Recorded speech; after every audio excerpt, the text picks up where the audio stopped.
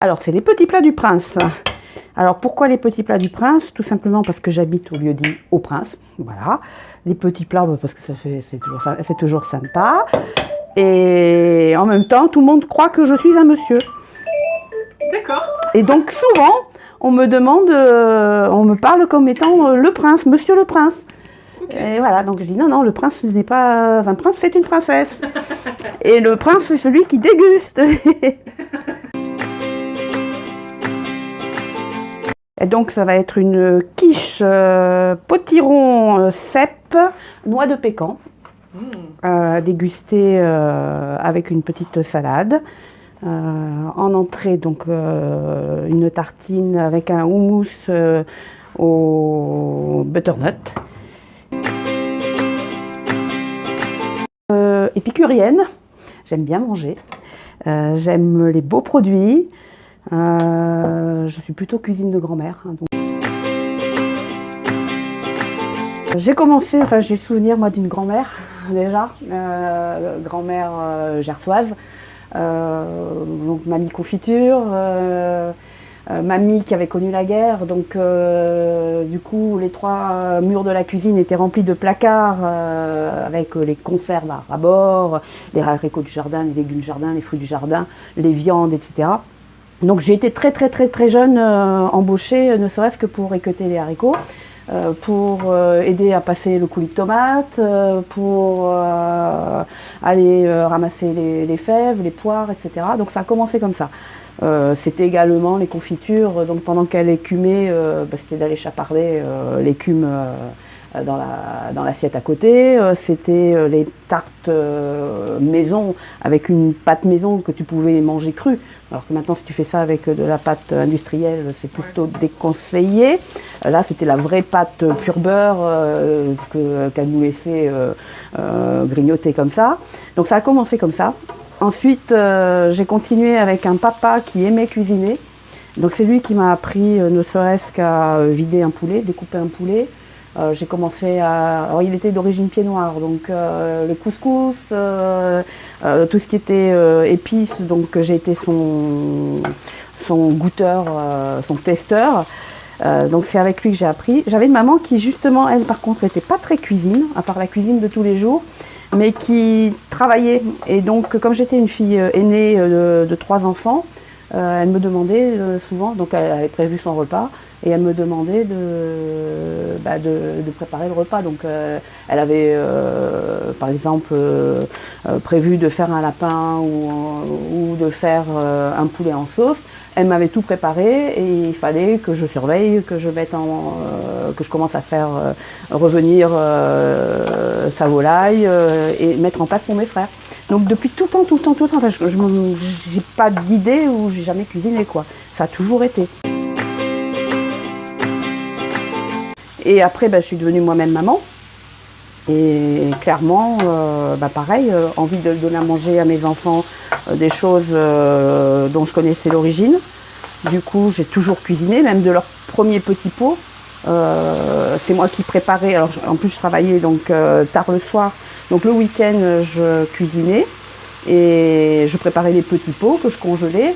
Et mon mari, qui rentrait plus tôt, leur donnait à manger des choses que moi j'avais préparées. Donc j'ai toujours cuisiné, ça a toujours été. C'est quelque chose... Ah oui. Et je suis contente parce que j'ai transmis ça aussi à mes enfants, donc à mes filles. Et elles cuisinent comme ça aussi, quoi. Donc, bon, elles ne découpent pas le poulet, hein. Ça par contre, ça c'est no way. Mais bon, maintenant, heureusement, on trouve des volailles déjà découpées, ou alors s'il faut leur découper, on le fait. Mais sinon, non, pour elles, c'est naturel de manger des choses que tu as préparées toi-même. L'anecdote, par exemple, je prépare, comme toute gersoise qui se respecte, mon propre cassoulet. Donc elles ont été élevées et biberonnées au cassoulet maison. Et quand ma maman, qui les emmenait en vacances, achetait de très bonnes conserves de cassoulet, quand je dis très bonnes, c'est les meilleures que tu peux trouver sur le marché, à part du frais, elle refusait. C'est pas bon ton cassoulet, c'est pas le cassoulet de maman. Ah bah oui. Voilà. C'est comme quand tu as été habitué à manger chez moi, tous les plats préparés, industriels, ça n'existe pas quoi. Je ne sais pas si tu connais ce que j'appelle moi le batch cooking, enfin c'est pas moi qui l'appelle comme ça. C'est donc de préparer un maximum de choses à l'avance.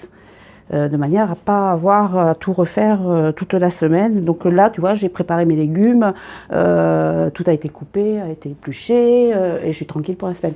Donc je rentre le soir, je suis tranquille. Je coupe, je nettoie tous mes légumes par recette que j'ai prévue. Je mets sous vide, c'est dans le frigo. Et au fur et à mesure que va dérouler la semaine, ça va être fait.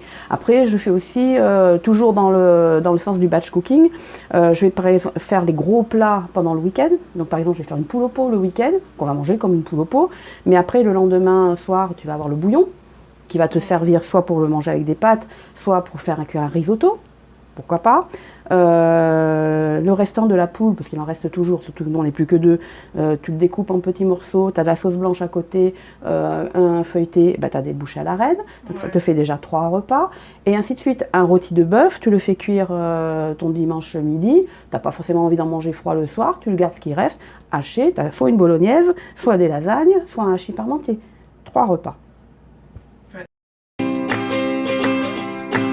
Alors, pire souvenir en cuisine, je vais te parler de la malédiction de Charlotte. Charlotte, comme tout le monde le sait, c'est la Charlotte au frais, Charlotte chocolat, etc. Et jusqu'à très récemment, c'est-à-dire, je crois l'année dernière à peu près, j'ai raté systématiquement toutes mes Charlottes. C'est-à-dire que je les fais très jolies. J'ai réussi, alors soit elles s'écroulaient, parce que pas assez de gélatine, etc. J'ai réussi à en faire de très belles qui étaient bien prises. Et au moment de les sortir du frigo, le plat m'a lâché des mains et les Charlottes par terre. Voilà, donc Charlotte et moi, on n'est pas copines, vraiment. Donc, ouais, en rigolant, donc mes filles rigolent avec ça. On dit que, voilà, Charlotte, c'est pas trop mon truc. Après, je suis quelqu'un d'obstiné, hein, donc si. Oui. Donc, la dernière était réussie et est arrivée à bon port, donc je pense que. Je pense que ça va aller, mais voilà, mais je garantis pas que ce soit toujours le cas. Je suis très gourmande. Donc des plats préférés, j'en ai beaucoup. Un en particulier, alors, un en particulier, ça va être compliqué. Par contre, j'aime, c'est les plats de grand-mère. Donc, ça va être en hiver, ça va être mon bœuf bourguignon, parce que je vais le préparer la veille. Ouais. Il va cuire doucement pendant plus de 4 heures sur le coin de ma cheminée. Vraiment, il va mitonner tranquillement, avec une petite tombée de cèpe. Voilà, ça a tombé. L'été, ça peut être tout simplement des légumes farcis. Voilà, tomates, une bonne tomate qui a mûri en plein soleil. Tu fais ta farce toi-même, c'est carrément des choses que j'adore. Après, c'est également ce qu'on va faire tout à l'heure, juste des tartines, j'adore ça. C'est le truc très pratique, tu coupes une tranche de bon pain de campagne que tu fais griller et tu peux mettre tout ce que tu veux dessus et tu te fais des choses magnifiques. Alors ici on est quand même entre le foie gras, le magret, etc.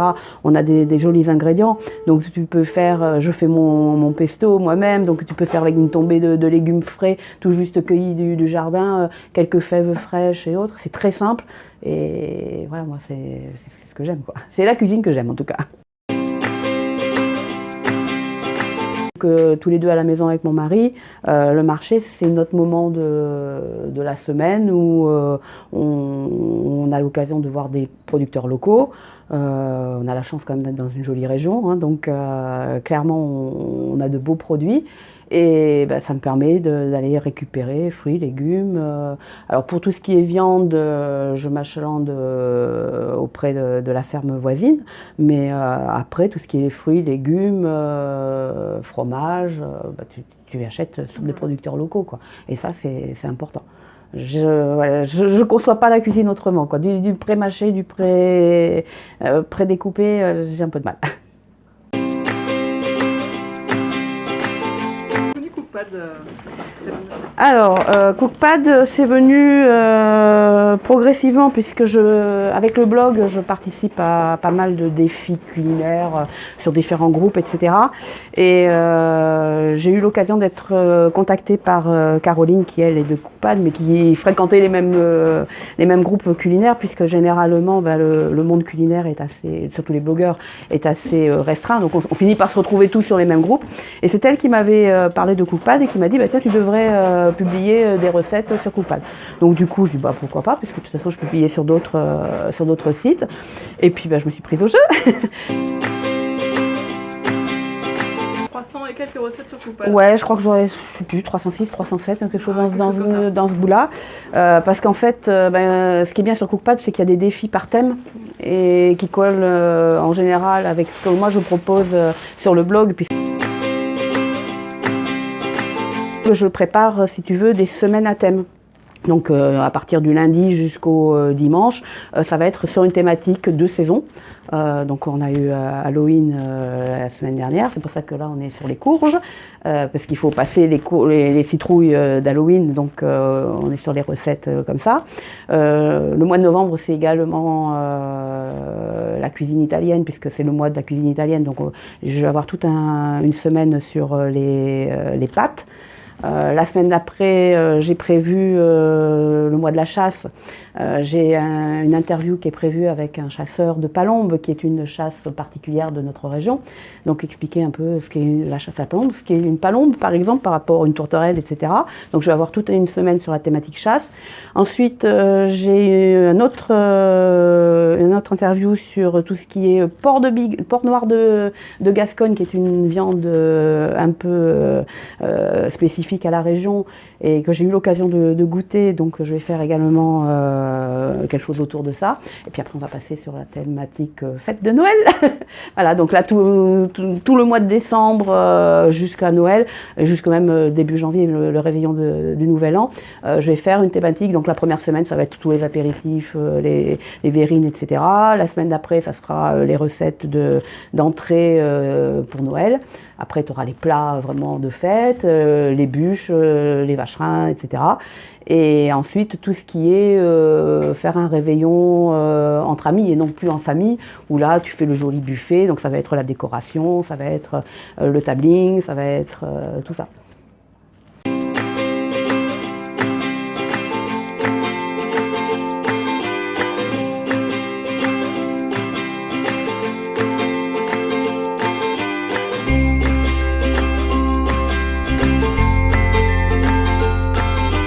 Alors sur Cookpad, pas tous les jours, parce que j'ai aussi beaucoup d'activités à côté par rapport à mon blog, etc. et mes propres réseaux sociaux.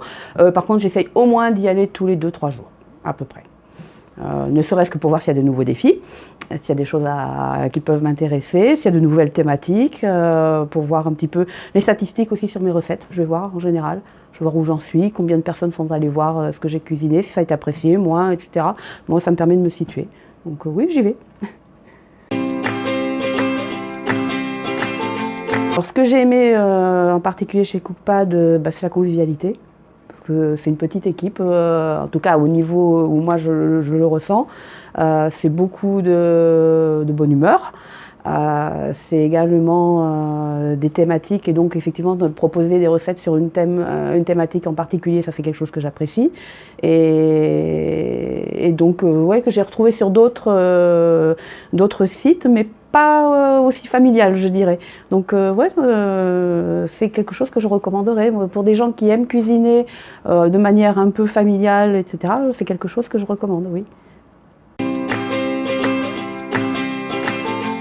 Alors, j'ai un compte sur Cookpad, j'ai un blog, j'ai une page Facebook et un compte Instagram. Avec plaisir.